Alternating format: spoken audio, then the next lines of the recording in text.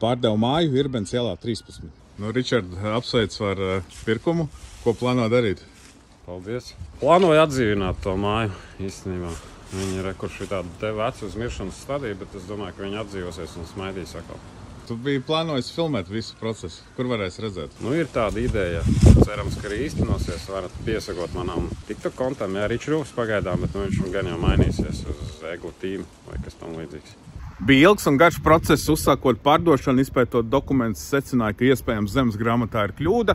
Konsultējos ar juristu, ar notāru, lai apstiprinātu, ka tiešām tur ir kļūda. Paralēli kārtojot dokumentus, īpašumu piedāvāja investoriem, bija atbraukuši māju skatīties no Lietuvas, Igaunijas, Ukrainas, kā arī vietējie ārzemnieki, kuri pārcēlušies uz dzīvi Latvijā. Beigās jau principā sanāca tā, ka ieslēdz veizi, tad viņš piedāvāja automātiski, vai tu brauksi uz Irbens ielu. Es te tik bieži braucu. Īpašumu parādīja 23 cilvēkiem, dažiem pat vairākas reizes, jo braucām otrais kopā ar būvinspektoru. Nu, lūk, un pēc 5 mēnešiem darbs ir noslēdzies un īpašums ir veiksmīgi pārdots. Tāpēc pārdodot īpašumu, tu nekad nevar zināt, cik tev daudz laika vajadzēs iztērēt to darot. Tāpēc sazinies ar mani, netērē laiku un pārdodam.